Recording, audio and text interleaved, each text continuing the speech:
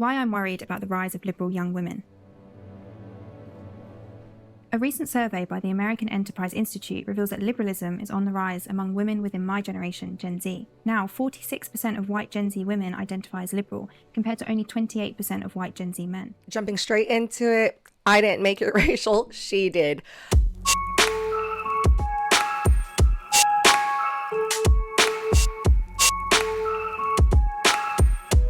Jumping straight into it, I want to say that I didn't necessarily make this conversation racial. However, the survey that is showing specific information about white Gen Zers and their political views are making it racial. This conversation between men and women due to progressive or liberal ideologies has existed for many years within the Black community, especially during the rise of Kevin Samuels. So I think it's very interesting that now the wider society has an interest in this conversation, and the declining birth rates as well as the declining rates of marriage within Gen Zs, now that we're really seeing it take effect with white youth. I think it's very similar to how the crack epidemic wasn't really an issue until white kids were being affected, or how injustice within the divorce court wasn't really an issue between men and women, or child support issues of that nature weren't really stressed until it was white women such as Adele or Kelly Clarkson who were being affected. No one gave a rat's ass when it was majority men that were getting the short end of the stick.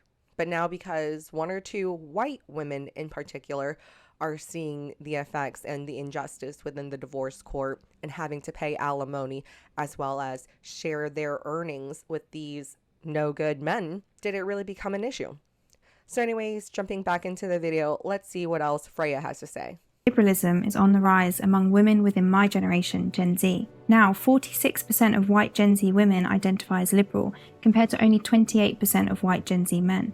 This gender gap has been widening for a while. Over the past 2 decades, the political profiles of young men and women remained pretty stable, but in recent years, women have shifted significantly to the left. In the US, 44% of young women identified as liberal in 2021, compared to 25% of young men. That's up from 30% of women and 27% of men a decade ago, the biggest gender gap in 24 years of polling. It's a similar story in the UK. This isn't just girls becoming left-wing. What this is, increasingly, is girls and young women being drawn to this newer offshoot of liberalism, wokeness, social justice culture, whatever we want to call it. And I don't know what we want to call it, but I'm going to call it feminism. All of the progressive and liberal ideologies is stemming from women. You're seeing women enter into the heal fields, or health, education, admin, and liberal arts, and you're seeing more men enter into the STEM field, science, technology, engineering, and mathematics. So what you're really seeing is that women are becoming the social thread within society. A lot of times you're going to see the ideas of the progressive appeal to women's emotions. You're going to see it appeal to the female nature. Things such as being compassionate or providing for all, being inclusive. Those are ideas that typically women lean towards. Lurching to the left around the time this ideology took hold, by which I mean an ideology obsessed with identity, convinced that everything is socially constructed, supportive of censorship, and wedded to the core belief of liberalism that we must all be liberated from cultural norms and traditions. Why is this happening? One explanation is that women now far outnumber men at universities, where left-leaning and liberal academics dominate. We're also more likely to study the social sciences and humanities, where professors lean further left than STEM subjects. Heal is left-leaning. The teachers union, the health administrators, they are typically going to be left-leaning voters. Young men, meanwhile, are abandoning higher education in droves. Personality differences may also play a part.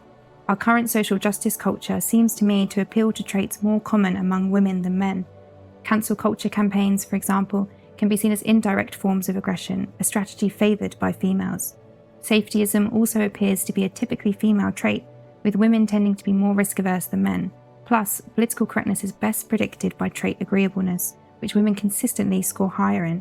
We are also much more conformist. Another major part of this is social media.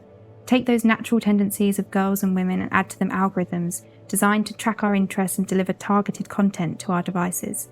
Some feeds evolve into endless reels of social justice activism and progressive politics, becoming more extreme to boost engagement. You may have started out being a bit worried about climate change, but by the time the algorithm is done with you, that minor concern is a deep-seated fear of an imminent apocalypse. Women's tendency to use social media more than men is also leading them to be more extreme because the algorithm is doing its job and leading you to more alarming topics. They are snowballing the ideas that you already have. Perhaps you started with sympathy for oppressed groups, and before you know it, you're making TikTok videos agreeing with Osama bin Laden. Of course, this can happen with right-wing content too. Feeds can just as easily become a deluge of red pill posts that gradually become more deranged.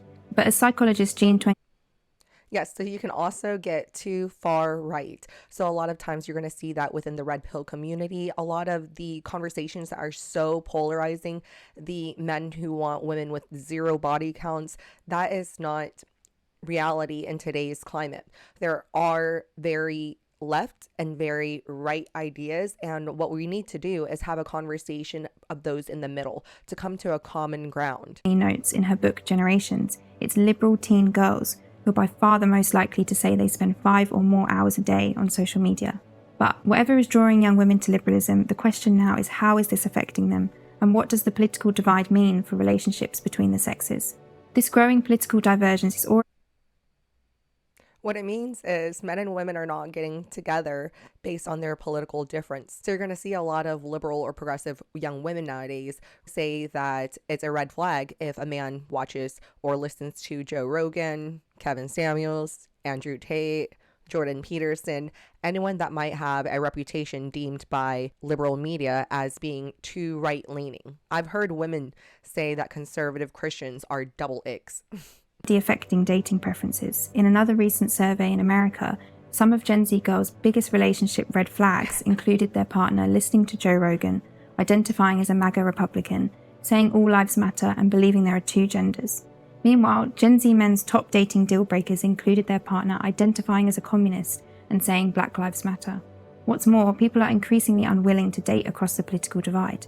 86% of Americans believe that it has become more difficult to date someone who supports the opposing party, and most would refuse to date someone with different views. This is especially true for women, which would explain why we are seeing the rise of political signalling on dating apps like Don't Message Me If You're a Tory and No Republicans. Plus, premium features on platforms like Bumble and Hinge, where you can filter out people based on their beliefs. Polarization has even reached a point where we've got a growing market for political dating apps like Lefty, the dating app for progressives, or The Right Stuff, view profiles without the pronouns. Modern dating. I was just talking about this with some of my male cousins over the weekend. They have been saying how hard it is for them to find women that are also matching their values. Now add to it a generation diverging so far in worldviews and values that sometimes it feels as if we aren't even inhabiting the same reality. As a result, we struggle to agree on basic concepts like gender, let alone cohere around core values enough to sustain something meaningful. What does this mean for our future? Marriage and birth rates are already falling fast. In the UK, more than half of women aged 34 or under are now unmarried, and the majority are now childless by their 30th birthday. In the US, too, 45% of women are predicted to be childless and unmarried by 2030. Political polarization will likely make this worse. Researchers warn that as finding a politically compatible partner becomes more difficult, it will push those who do marry to cross ideological lines.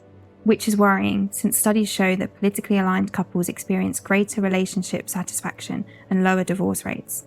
Stable marriages not only contribute to societal cohesion and are crucial for children's well-being, but are a significant predictor of happiness for both men and women. In fact, research reveals falling marriage rates to be a major reason for declining national happiness in America. What's more, the modern liberal narrative portrays marriage and families as threats to personal freedom. It casts any form of commitment or responsibility as a constraint. And I can tell you, as a society, young women are encouraged to be selfish, to live out your best life, to go on that trip. The only aisle you should walk down is the aisle of the plane to your seat. Young women are deeply immersed in this ideology. From Instagram feminists insisting we completely ignore men, to classic fairy tales being rewritten without them, to TikToks putting us off marriage, to a therapeutic culture convincing us to cut out anyone in the way of our self-actualization. And guess who represent most of therapists? Who is giving these ideas to the young women that they should live out their life and focus on themselves and their personal growth. Other women, other lonely women, other bitter women, other misguided women are leading these young women. It's like the blind leading the blind. Message is the same. Dump him, stay single, don't catch feelings. Just look at the outrage when the Washington Post recently raised concerns about political polarization and marriage rates. Accusations included the publication being in the pocket of the far right for daring to promote marriage, an institution that should not be saved and is antiquated bullshit. Perhaps these attitudes partly explain why only 37% of liberals in the US are married, compared to 56% of conservatives, and why the marriage gap between But a lot of the liberals are also probably gay or trans or poly. They don't see commitment as something that they want. They don't see monogamy as something that is natural to human beings. They don't see the value in having a nuclear family.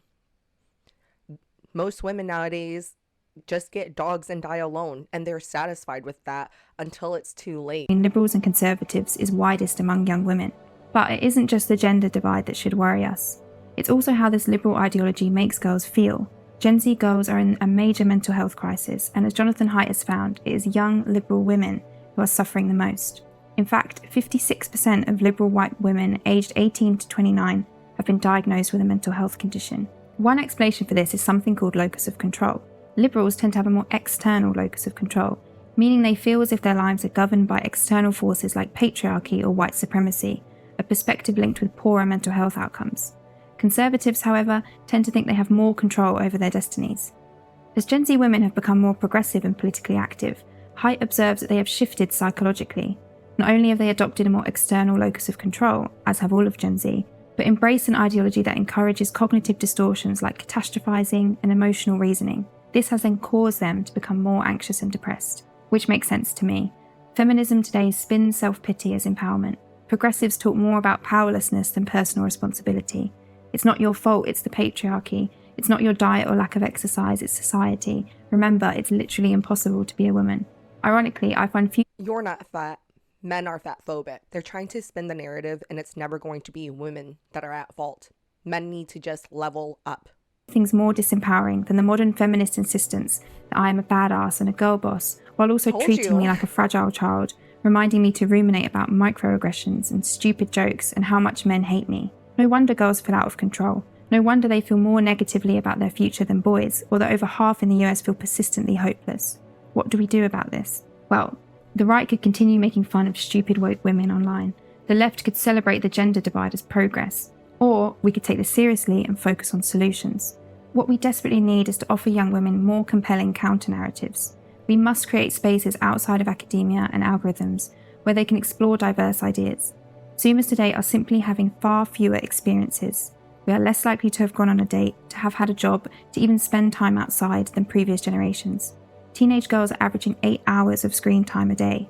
So, their understanding of the world is increasingly gleaned from educational institutions, mainstream media, pop culture, and their phones, where they hear the same narratives over and over.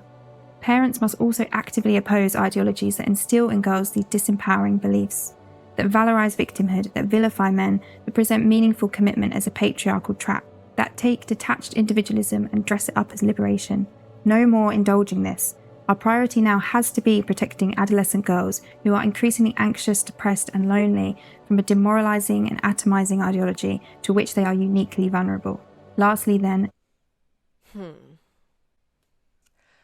So I like where she's going with this conversation, but at the same time, what she mentioned earlier was that the mentality of women nowadays are that they're boss bitches, they are badasses, but at the same time are looking to be coddled. But I feel like she's doing that exact same thing to an extent in this conversation. She brought up the mental health crisis within women. The way I interpret that is the complete dismissal of the increase in suicide rates and mental issues that men are actually dealing with. A lot of these issues within young women are self-brought. They are the ones spending the time on social media platforms and further driving these messages and want to spread this false narrative of body positivity or being a badass B. They're the ones perpetuating these ideologies. While I think a lot of the men, although some also misguided, are having more conversations about how do we bridge this gap? How do we as men try to gain back power and status within the community, within society? And so I think until men and women can both have conversations together and clearly communicate themselves and their stance, perhaps then when we can have that compassion for one another, can we actually come to an understanding. But I don't think that we should just focus our energies on trying to improve these women's mentality, because the content is out there currently, but they turn a nose to it. I never would have thought that women nowadays would turn conversations that Joe Rogan is having on his podcast into toxic masculinity. Joe Rogan has had a podcast for like over a decade and has had interviews with everyone: men, women, historians, scientists, random people, comedians. I think his long form conversations are needed in today's society so that we can actually bridge the understanding between different individuals. So often are we now just getting sound bites and trying to get clickbait and trying to have the most polarizing conversations that really doesn't get us anywhere but driving us further apart. That's why I don't love the red pill community. That's why I don't love certain channels that I react to. I like to react to these videos because there is some moderation within all of these conversations, and that's where I feel most people sit. Get girls off of social media. If you are a parent, delay your daughter's entry until at least 16. These platforms not only expose her to extreme ideologies but rip her away from real life, real relationships, real resilience, and learning about the world from what she experiences rather than what a pre-packaged ideology presents her with. Parents must work together on this and shut it off. Our social fabric is fraying. Girls and young women are falling apart. If we continue to immerse them in this disempowering and divisive liberal ideology, and the divergence between young men and women deepens, we can expect all of this to worsen. That's why I'm worried, not because girls are becoming left-wing, but because girls suffer when we sell them self-pity wrapped up as empowerment. They suffer. So once again, we're only concerned now that it's young women that are being affected. That's what I was trying to say earlier. We bombard them with a bleak, fatalistic view of the world and of themselves. And both sexes will suffer if we pull any further apart. We have to bridge the divide, because if we don't, the future for women and for men... Both sexes are already seeing a divide. That's why passport bros exist. Okay? Men have been seeing these issues. Women do not have the same accessibility once they leave America because hypergamy exists. Women will not be able to command attention or get real love when they leave America. The only type of relationships you're going to see that women within the States gain when they leave outside America, unless you're like really amazing, which, to be quite frank, most women are not. Most people aren't really amazing. Most people are average people. And when these average women leave America, the only type of men they're going to be able to get are men that want to come back to America with them so that they can send money back to their baby mamas in the other countries. You don't see these women going off to Thailand, DR, Colombia, the Philippines to get men because it just doesn't work that way. So again, we're only now focused and concerned about the divide between men and women, especially in Gen Z. We're only concerned about it because women are starting to suffer. I don't know. It's like I'm so torn with this conversation because I really do think that feminism has been one of the biggest factor in driving the division. I'm not in love with the idea of not bringing men into the conversation, not showing any concern with their mental health. Will not be a good one. And many of us will be facing it anxious and alone. A couple of quick things before you go. This video is a recording of a viral... So you've seen that. Basically, we concluded with the fact that we need to work on finding solutions because young women are increasing their rates of mental health. They're increasing the rates of dying alone. Kevin Samuels was right. You're going to hit the wall if you don't make some changes, but it's not going to be just simply society shifting itself in order to make, and it's not just going to be men in society that need to change. It's also going to be women. both of us need help right now. And like I said in the past conversation, I'm very optimistic that the sooner we can start having these conversations that are focused around solution and bridging the gap, I think the sooner we'll be able to start getting married and having babies. So anyways, maybe I'm just a little too optimistic, but again, thank you so much for joining today, and I'll talk to you guys again.